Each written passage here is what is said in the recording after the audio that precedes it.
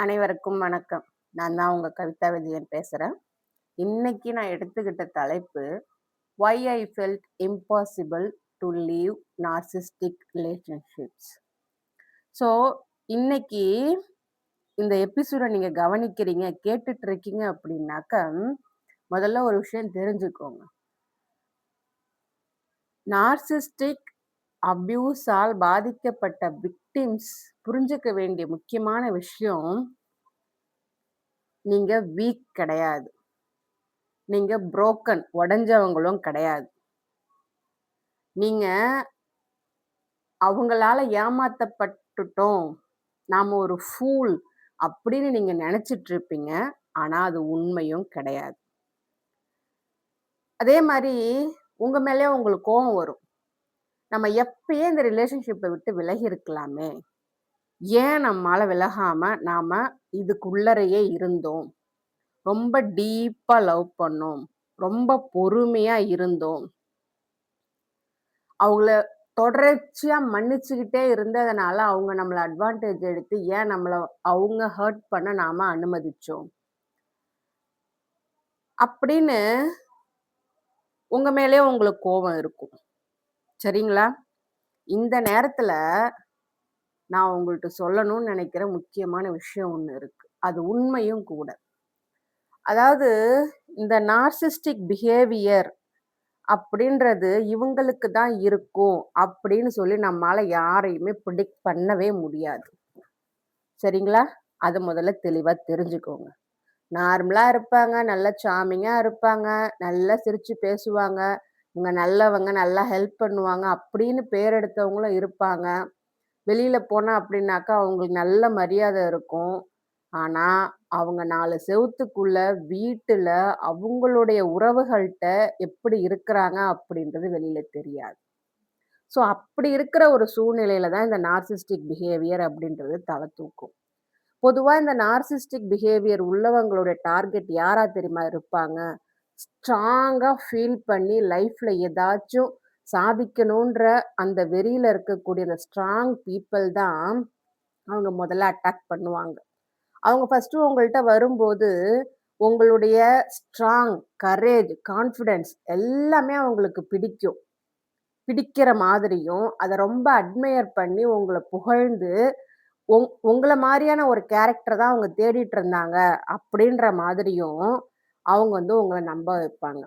நான் இன்னொன்னு சொல்றேன். இந்த நார்சிஸ்டிக் பிஹேவியர வெளிக்காட்டுறவங்க, அது ஒரு லவ்வா இருக்கணும், இல்ல ஃப்ரெண்ட்ஷிப்பா இருக்கணும், இல்ல ஹஸ்பண்ட் மனைவிக்குள்ளயா இருக்கணும், அப்படின்ற ஒரு இதுவே கிடையாதுங்க. அவங்க பேரண்ட்ஸா இருக்கலாம். உங்க சிப்லிங்ஸ் அதாவது கூட பொறந்தவங்க, இல்ல கேர் கிவர்ஸ், கேர் டேக்கர்ஸ் நீங்க யார் பாதுகாப்புல இருக்கீங்களோ கார்டியனா இருக்கலாம். உங்க ஃப்ரெண்டா இருக்கலாம். இல்ல நீங்க வேலை செய்ற இடத்துல இருக்கிறவங்களா இருக்கலாம். அவங்க உங்களுக்கு மேல அத்தாரிட்டில உள்ளவங்களாவும் இருக்கலாம். ஸோ இந்த நார்சிஸ்டிக் பிஹேவியர் அப்படின்றது வெறுமனே ரிலேஷன்ஷிப் அதாவது நம்ம பார்ட்னருக்கோ, லைஃப் பார்ட்னருக்கோ, இல்ல நாம லவ் பண்றவங்கள்ட்ட மட்டும் தான் இருக்கும் அப்படின்னு தயவு செய்து நினைக்காதீங்க. இது எல்லார்ட்டயுமே இருக்கும். அத நம்ம ஒரு கட்டத்துல ஹீலிங் ஆவும்போது கண்டிப்பா நம்ம புரிஞ்சுப்போம். ஓகே. இப்போ அவங்களுடைய பேட்டர்னுக்கு வருவோம். நார்சிஸ்டிக் பிஹேவியர் உள்ளவங்க யாரையாச்சும் அட்டாக் பண்ணணும் அப்படின்னு முடிவு பண்ணிட்டாங்கன்னா, அது வந்து கை கலப்போ, இல்ல வார்த்தையாலயோ அந்த மாரி எதுவுமே இருக்காதுங்க. அது அவங்களுக்கே தெரியாது. நாம இப்படி பண்றோம் அப்படின்றது அவங்களுக்கே தெரியாம கூட நடக்கலாம். அதுக்கும் வாய்ப்பு இருக்குது. நான் சொல்றேன். ஃபர்ஸ்ட்டு அவங்க வந்து நம்மகிட்ட வரும்போது நம்மள ரொம்ப அட்மையர் பண்ணுவாங்க. நம்ம விலகி போனாலும் நம்மள தேடி புடிச்சு அந்த அட்மையரேஷன், அப்ரிசியேஷன், வேலிடேஷன் கொடுப்பாங்க. கொடுத்து என்ன பண்ணுவாங்க, நாம் நம்மளுடைய கேரக்டர, நம்மளுடைய சிந்தனைகள ஒருத்தர் வந்து இந்த அளவுக்கு நேசிக்கிறாங்களே, இந்த அளவு ஒத்துக்கிறாங்களே, அப்படின்னு நம்மள வந்து ஒருத்தர் புகழ்ந்தாக்கா, அவங்கள வந்து எந்த அளவுக்கு நாம நேசிப்போமோ, அந்த மாரி ஒரு குட் இமேஜ வந்து நமக்குள்ள கிரியேட் பண்ணிடுவாங்க. சரிங்களா? அந்த இமேஜ் கிரியேட் ஆயிடும் நமக்கு. அவங்க நடந்துக்கிறது, பேசுறது, நமக்கான டைம் ஸ்பெண்ட் பண்றது, நமக்குள்ள நமக்கு வந்து வேணுங்கிறத செய்யறது, இதெல்லாம் பார்த்து, அவங்களுடைய குட் இமேஜ் வந்து நமக்குள்ள கிரியேட் பண்ணிடுவாங்க அவங்க. சரிங்களா? இதுக்கப்புறமேலுக்கு தான் அவங்களுடைய சுயரூபம், ஒரிஜினல் ஃபேஸே தெரிய வரும். ஆனா, இங்க தான் ட்விஸ்ட்டே இருக்கு. நாம இதெல்லாம் நம்பி, நாம வந்து பழக ஆரம்பிச்சிருப்போம். உண்மையா அவங்கள நம்ப ஆரம்பிச்சிருப்போம். அது பேரண்ட்ஸ் ஆகட்டும், சிப்லிங் ஆகட்டும், ரிலேஷன்ஷிப் ஆகட்டும். அவங்கள நம்ப ஆரம்பிச்சிருப்போம் நம்ம. அவங்க சொன்ன வார்த்தைகளும் நம்ப ஆரம்பிச்சிருப்போம். அத வந்து நமக்குள்ள வந்து ஆழமா பதிய வச்சுட்டுருப்போம். சரிங்களா? வச்சுட்டு நம்ம பழகவும் ஆரம்பிச்சுருவோம். ஆ அவங்க இதுக்கு முன்னாடி ஏதாவது தப்பு பண்ணியிருந்தாலும் மன்னிச்சுட்டு திரும்ப அவங்க கூட பழகவும் நம்ம ஆரம்பிச்சுருவோம். இப்போ அந்த ட்விஸ்ட் என்ன அப்டின்னா, அவங்களால ரொம்ப நாள் நடிக்க முடியாது. கொஞ்சம் கொஞ்சமா அவங்களுடைய உண்மையான ரூபம் தெரிய வரும். ஆனா அவங்க என்ன தெரியுமா பண்ணுவாங்க? அத நம்ம மேல திருப்பி விடுவாங்க. எப்படி அப்படின்னாக்க, அவங்க பிஹேவியர்ல கொஞ்சம் கொஞ்சமா நமக்கு சேஞ்சஸ் தெரிய வரும். அப்படி சேஞ்சஸ் தெரிய வரும்போது, அவங்களுடைய முதல் ரீசன் என்னவா தெரியுமா இருக்கும்? "நான் இப்படி நடந்துக்கிறதுக்கு நீ தான் காரணம்." அப்படின்ருவாங்க. நான் சொல்றது புரியுதுங்களா? ஃபர்ஸ்ட்டு உங்களுக்குள்ள ஒரு குட் இமேஜ உருவாக்கி வச்சுடுவாங்க. அத ஆழமா பதியவும் வச்சுடுவாங்க. நீங்களும் அத நம்பிடுவீங்க. நல்ல டீப்பா அவங்க மேல அன்பு வச்சு டீப்பா பழகவும் ஆரம்பிச்சுருவீங்க. அதுக்கப்புறமேலுக்கு கொஞ்சம் கொஞ்சமா அவங்களுடைய பிஹேவியர், உண்மையான பிஹேவியர் தெரிய வரும். அவங்களுக்குள்ள ஏதோ ஒரு சேஞ்ச நீங்க ஃபீல் பண்ணுவீங்க. அப்ப அவங்க சொல்ற பதில், "நீ ஏதோ தப்பு பண்ணிட்ட. அதனால தான் நான் மாறிட்டேன்." அப்படின்னுவாங்க. நமக்குள்ள தான் அவங்களுடைய ஒரு குட் இமேஜ் பதிய வச்சுட்டோம் இல்லைங்களா? அப்போ நாம என்ன நினைப்போம் அப்படின்னா, அப்ப நம்ம கிட்ட தான் ஏதோ தப்பு இருக்கு போல இருக்கு. நாம தான் ஏதோ வந்து அவங்கள வந்து இந்த மாரி மாற வச்சுட்டோம் போல இருக்கு. அப்ப இன்னும் கொஞ்சம் முயற்சி பண்ணுவோம். இன்னும் கொஞ்சம் லவ் பண்ணுவோம். இன்னும் கொஞ்சம் எஃபோர்ட் போடுவோம். அப்படின்னு நம்ம இன்னும் டீப்பா உள்ள போக ஆரம்பிச்சுருவோம்.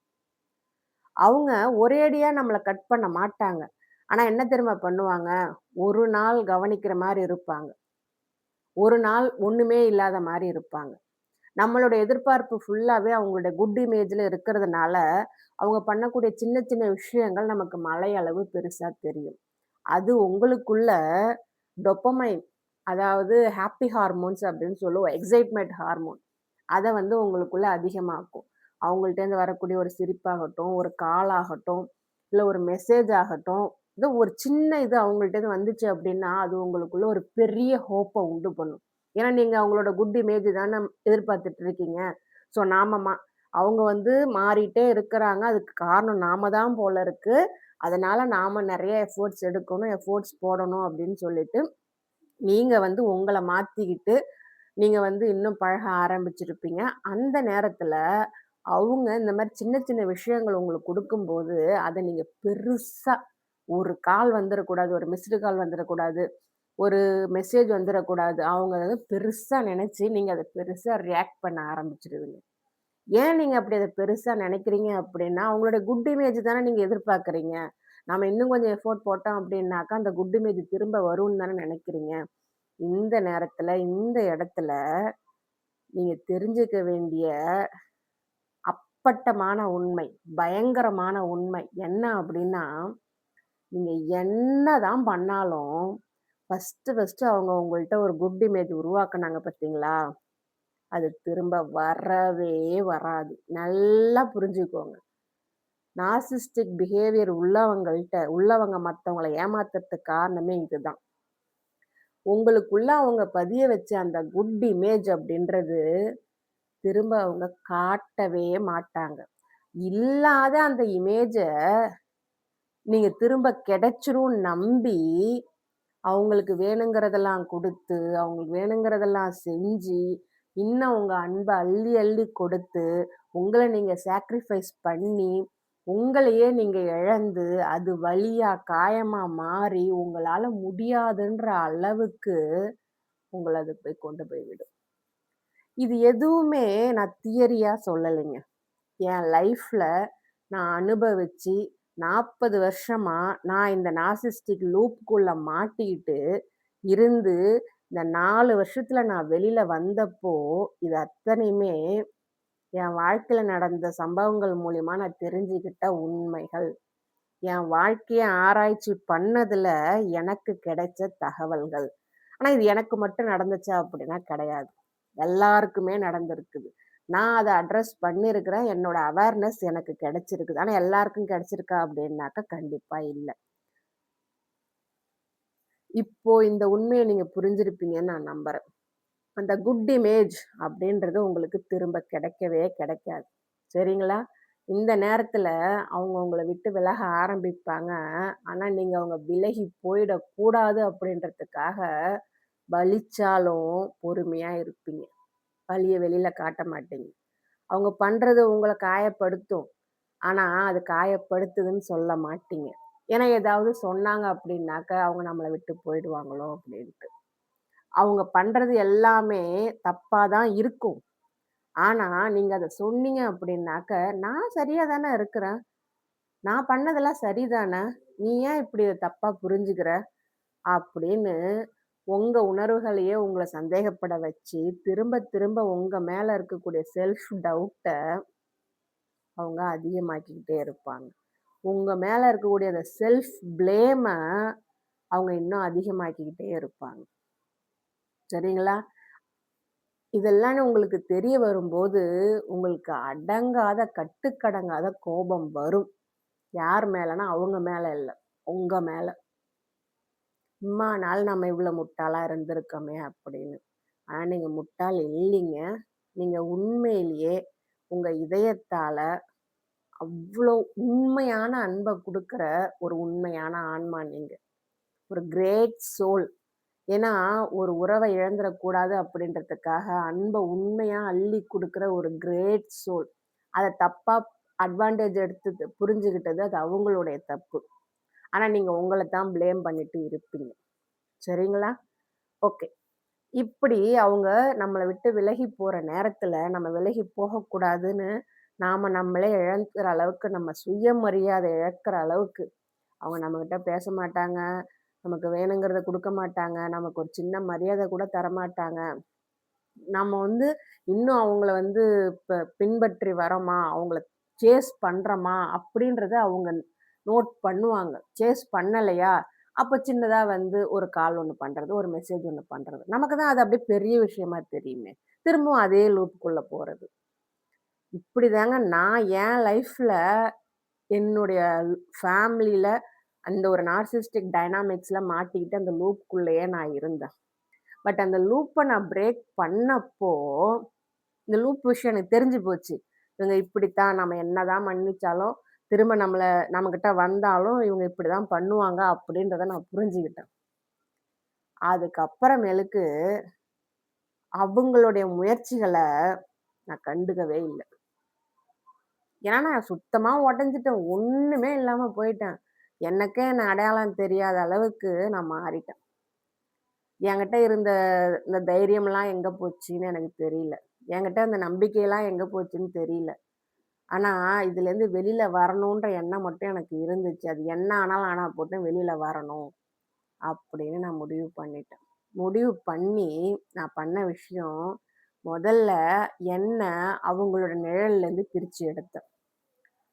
இப்போ அவங்க பேரண்ட்ஸா இருந்தா எப்படி இருக்கும் உங்களுக்கு?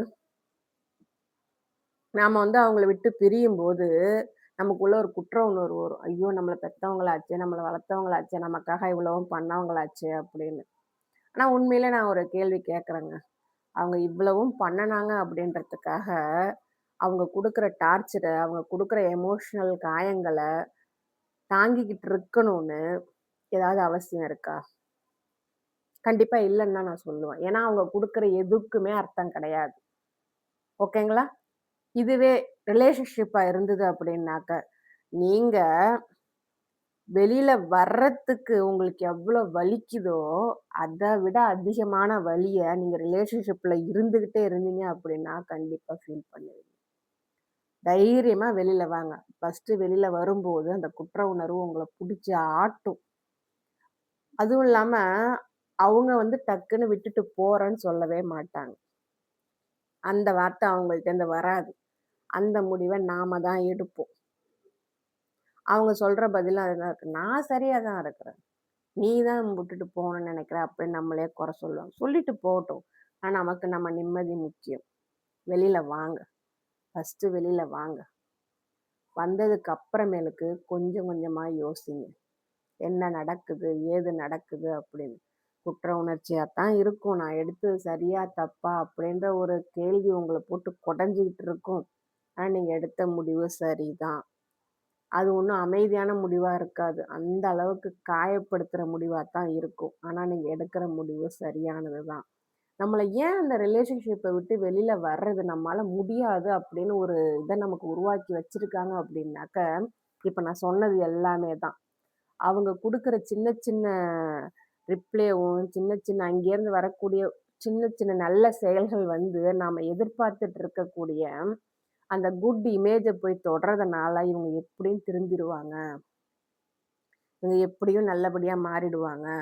நம்மகிட்ட பழையபடி ஃபர்ஸ்ட்டு எப்படி நம்ம மேல அன்பா இருந்தாங்களோ, அது மாரி அன்பா இருப்பாங்க. அப்படின்னு அந்த நம்பிக்கையோட அந்த லூப்ப நமக்கு திரும்ப குடுக்கும். அதே மாரி இவங்க வந்து நமக்கு எல்லாம் பண்ணியிருக்கிறாங்க. நாம வந்து விட்டு விலகுனாக்கா, அது நன்றி கெட்டத்தனமா ஆயிடாதா? அப்படின்ற ஒரு குற்ற உணர்வு. இதெல்லாம் சேர்ந்து அந்த ரிலேஷன்ஷிப்லேருந்து உங்கள வெளில வர விடாம, அங்கேயே கட்டி போட்டு வைக்கும். ஆனா நாம என்ன நெனைக்கிறோம் அப்படின்னா, நாம இதெல்லாம் பொறுத்துக்கிட்டு இருந்தாக்க என்னைக்காச்சும் ஒரு நாள் இது மாறும் அப்படின்னு. கண்டிப்பா மாறவே மாறாதுங்க. அனுபவத்துல சொல்றேன். எந்த ஒரு முன்னேற்றமும் இருக்கவே இருக்காது. ஏன்னா, அதுதான் அவங்களுடைய உண்மையான சுயரூபம். இதுக்கு இன்னொரு காரணமும் இருக்கு. ஏன்னாக்க, அவங்களால எதையும் பெருசா சாதிக்க முடியாது.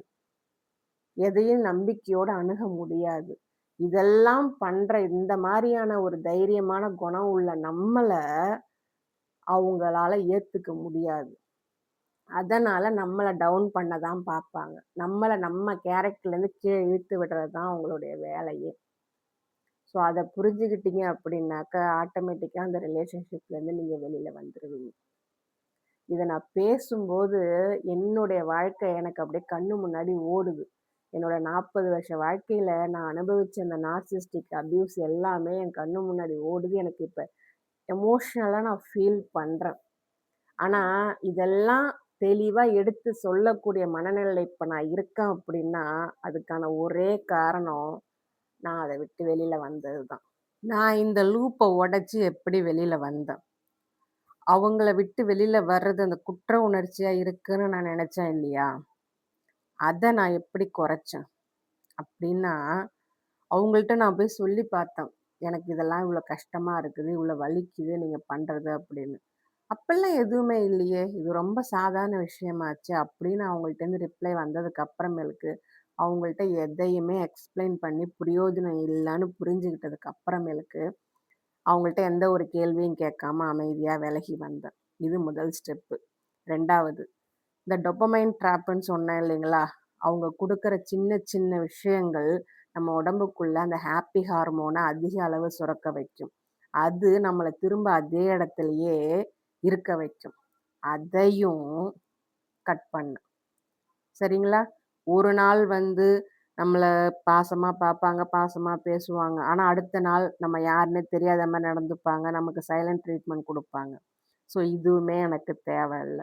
நீங்க குடுக்குற சின்ன சின்ன விஷயங்களும் எனக்கு தேவையில்ல. அதனால எனக்குள்ள உருவாகுற அந்த டோபமைன் ஹார்மோனையும் நான் அனுமதிக்க போறதில்ல. அப்படின்னு அவங்கள்ட்டேருந்து வர கால், மெசேஜ் எல்லாத்தையும் கட் பண்ணேன். அவங்கள்ட்ட நோ கான்டாக்ட் ரூல ஃபாலோ பண்ணணும். அடுத்து இந்த குற்ற உணர்வு. நான் உனக்காக இவ்ளோ பண்ணேன். உனக்கு படிக்கிறதுக்கு பிறந்த பெத்தவங்களா இருந்தாக்கா, இவ்ளோ நான் பண்ணேன். நீ இப்படி இருக்கு நன்றி கெட்டத்தனம் இல்லையா? அப்படின்னு அவங்க கேட்கிற சூழ்நிலை வந்துச்சு அப்படின்னாக்க, நான் நன்றியோட தான் இருக்கிறேன். ஆனா, அத நான் நிரூபிக்க வேண்டிய அவசியம் இல்ல. உங்க அன்ப சம்பாதிக்கணும் அப்படின்றதுக்காக அத நான் நிரூபிக்க வேண்டிய அவசியம் இல்ல. அப்படின்னு தெளிவாவும் நான் சொன்னேன். அடுத்து என்னுடைய நர்வஸ் சிஸ்டம்த்துக்கு நான் குடுத்து வச்சிருந்த அந்த குட் இமேஜ், அவங்கள பத்தின குட் இமேஜ் அத நான் நொறுக்கணும். எப்படி அப்படின்னாக்க, இதுதான் உண்மை அப்படின்னு எனக்கு நானே திரும்ப திரும்ப சொல்லிக்கிட்டேன். அப்படி ஒரு இமேஜே கிடையாது. அது ஒரு கற்பனை, மாயை அப்படின்னு எனக்கு நானே சொல்லி அது உண்மைன்னு நம்ப வச்சேன். அடுத்து ஹீலிங் எப்படி என் ஸ்டோரிய மாத்துச்சு அப்படின்னா, ஓவர் நைட்ல மாத்தலைங்க. இவ்வளவும் நான் ஒர்க் பண்ணேன். என் நர்வஸ் சிஸ்டத்த சரி பண்ணேன். என்னோட திங்கிங்க சரி பண்ணேன். இது எல்லாத்தையுமே கொஞ்சம் கொஞ்சமா சரி பண்ணி, எனக்கு நான் உண்மையா இருக்க ஆரம்பிச்சதுக்கு அப்புறமேலுக்கு அந்த ஹீலிங் ஸ்டார்ட் ஆச்சு. ஓகேங்களா? ஒரு நாள் நான் கண்டிப்பா ஃபீல் பண்ணேன். என்ன அப்டின்னாக்க, அவங்க நம்ம கூட இருந்தா நல்லா இருக்குமே! அப்டின்ற எண்ணத்த விட, நாம நிம்மதியான வாழ்க்கை வாழணும் அப்டின்ற எண்ணம் எனக்கு வசத்தியா தெரிஞ்சது. அதனால அவங்க கூட இருந்த எல்லா கான்டாக்ட்டுமே நான் ஃபுல்லா கட் பண்ணிட்டேன். ஸோ, இப்ப வந்து உங்களுக்குள்ள அந்த நார்சிஸ்டிக் பாண்ட் இருந்துச்சு அப்படின்னாக்க, அவங்க தான் நம்மள உண்மையா லவ் பண்ண ஒருத்தவங்க அப்படின்ற எண்ணம் உங்களுக்குள்ள இருந்துச்சு அப்படின்னாக்க, தயவு செஞ்சு அதுக்கான காரணத்த இந்த போட்காஸ்ட் நீங்க கேட்டிருந்தீங்க அப்படின்னாக்க, உங்களுக்கு புரிஞ்சிருக்கும். நீங்க வீக்கு கிடையாது. உங்கள அந்த மாரி வயரிங் பண்ணி வச்சிருக்கிறாங்க. அந்த குட் இமேஜ உங்களுக்குள்ள புகுத்தி வச்சிருக்காங்க. நீங்க நெனச்சீங்கன்னா, அந்த குட் இமேஜ தாண்டி அடிச்சு நொறுக்கிட்டு உங்களால வெளில வர முடியும். சரிங்களா? அதுக்காக உங்கள ஃபோர்ஸ் பண்ணணும்னு அவசியம் கிடையாது. என்ன மாரி 4 வருஷம் கூட எடுத்துக்கலாம். அதுக்கு மேல கூட எடுத்துக்கலாம். தப்பே கிடையாதுங்க. இது உங்க மனச தொட்டிருந்தது. இத நீங்க ஃபீல் பண்ணிட்டு இருக்கீங்க, அனுபவிச்சுட்டு இருக்கீங்க அப்படின்னு நீங்க உணர்ந்தீங்க அப்படின்னா, நீங்க தனி ஆள் கிடையாது. ஸோ, இதுதாங்க நார்சிஸ்டிக் பாண்ட விட்டு வெளில வர முடியாம நாம தவிக்கிறதுக்கான காரணங்கள். என்னுடைய போட்காஸ்ட் உங்களுக்கு ஒருவித தெளிவ குடுத்திருந்தது அப்படின்னாக்க, அதுதான் என் குரலோட வெற்றி. உங்களுடைய பொறுமைக்கும், அமைதிக்கும் நன்றி.